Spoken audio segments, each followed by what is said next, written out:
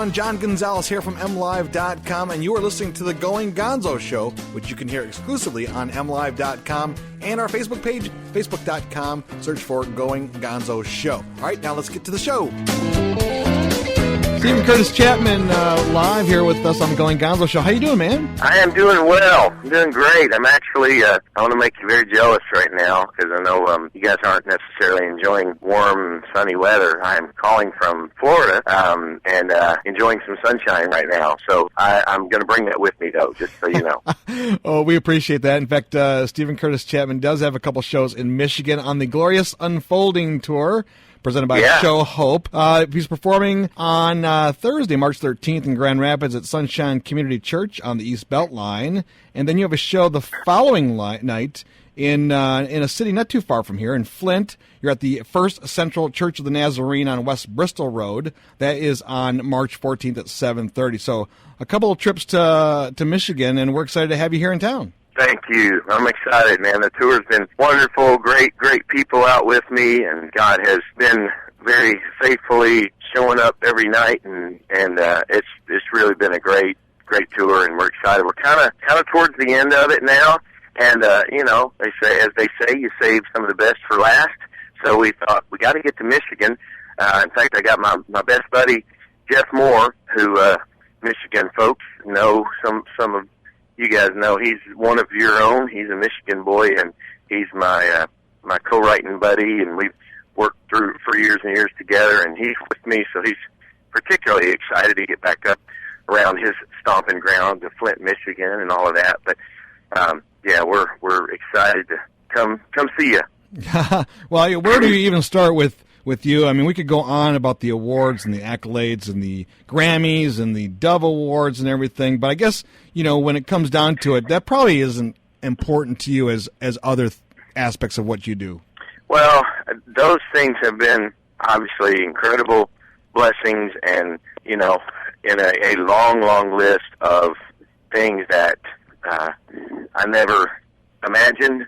And when I started doing this, 26 years ago now, and my first record came out, you know, when I was, as I still am now, I guess, you know, a kid from Paducah, Kentucky, a boy with a guitar and a story to tell, and a love for Jesus, and a desire to know God and make Him known. And that's kind of where all this started, sitting in my bedroom and playing my guitar and writing songs. And over the years, you know, I've obviously had incredible opportunity, been blessed beyond anything I could have ever imagined when I started. In fact, a couple of weeks ago, I played a concert at Carnegie Hall with a 300-voice choir and a 50-piece orchestra, and just a, you know, once-in-a-lifetime opportunity to do something that people kept saying, man, this has to be a dream come true for you.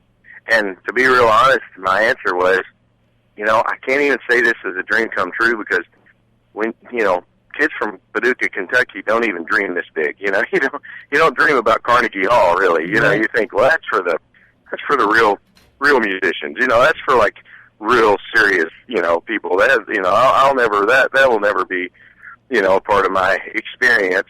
But, you know, to stand there and just think, man, God has, you know, talking about the desires of your heart, sometimes when you don't even know they're the desires of your heart. And, you know, my hope is through all the, you know, the years of the incredible blessings of awards and opportunities and, you know, concerts and getting to play here and there and do these amazing things. You know, my prayer is that the desire to, or where this all began, has not changed, and that really is, you know, to continue to use music as a means to an end, the end ultimately being to make God more known as He reveals Himself to me. And as I experience that in my family and my marriage and my kids and my relationships, you know, I write those songs and share them with other people, and in the process of that, you know, God has given me some unbelievable opportunities, and I'm just really grateful and really humbled by it. Steven Curtis Chapman, we really appreciate you being on the show. There's, of course, so much to talk about. I don't want to take up a lot of your time, but we all go through our own struggles, right, in life, the ups and downs and so forth. When did you realize that he was in charge, or is it more than just one realization? Does it happen over and over again through the course of a career and a lifetime like yours? Well, unfortunately for me, particularly because I'm a slow learner, it's over a lifetime, and I think because of God's faithfulness and His commitment to us to finish the work He began, and His timing is perfect, and He has it. He really does have it figured out, even though sometimes it may feel like, this is never gonna come together. And that's a lot of the theme of what I've written this newest album and this new tour, The Glorious Unfolding, is about. I really have learned, and particularly in the last 6 years, 5 or 6 years, because those who know our story know that, I'm the dad of 6 kids, 3 that came through the amazing miracle of adoption, which was another one of those many chapters of my life that I never saw coming. I couldn't have told you 30 years ago this was going to be a big part of our life, and yet it's been a redefining part of who we are, who I am, as a follower of Jesus, as a husband, as a dad, as a person, and then for us to lose our youngest daughter almost 6 years ago, Maria, going to be with Jesus, and really having to wrestle with over and over again. I mean, throughout my life, I think, as we all do, if we're really honest with God, His ways are not our ways, and yet, will we trust that He does know the plans He has for us, as He says in Jeremiah, and that He is committed to finishing the work that He has begun when He knit us together and put us together, and, a constant process of coming back to that, to trust that process.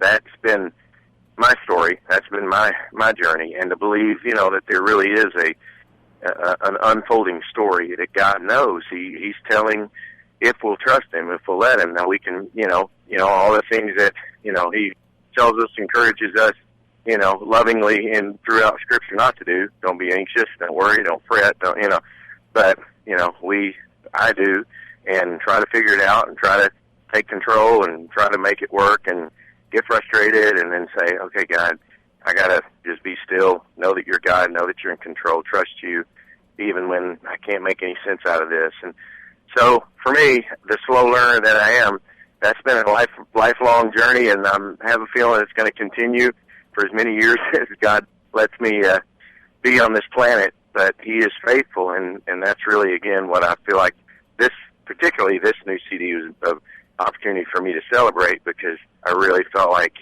I can say these things at this point in my journey I couldn't have said, 3, 5, 10, 20 years ago, because of just the realization of, where I am now and seeing God faithfully continue to unfold this story that He is telling.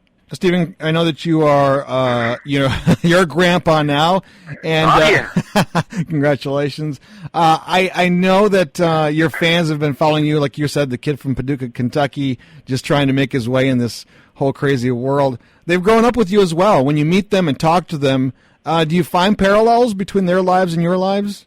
Oh yeah, I mean, it's one of the sweetest, just coolest things to hear. Is that when people will say, man, we feel like we've just journeyed with you. We've walked with you, through the heartache, the celebrations. We've had, our children, watched children grow up with you. We've hurt with you. We've rejoiced with you. Your music's been the soundtrack of my life. I've had probably some of the, most encouraging things I've heard people say is, people will say, man, I feel like you're writing the songs that I don't know how to say it, but when I hear it, I go, yeah, that's exactly what I wanted to say. That's exactly how I needed it to be said. Those are the kinds of things that really remind me, that God really is in control of this. That this really is something that, I'm the instrument that He's allowed to be a participant in what He's doing. It's way bigger than me, and it's always such a cool, humbling thing when you hear people say that. I've been a part of their journey for now many, many years. Some folks that are, we got married to your music. I went to high school to your music. I was in junior high to your music. Okay, we can stop there. Let's don't go any younger than that. Hey, we want you to bring back that Florida Sunshine to Michigan. 2 shows coming up here, March 13th at Sunshine Community Church in Grand Rapids, then March 14th there in Flint. I know you're performing on the Glorious Unfolding tour along with the Afters and Josh Wilson.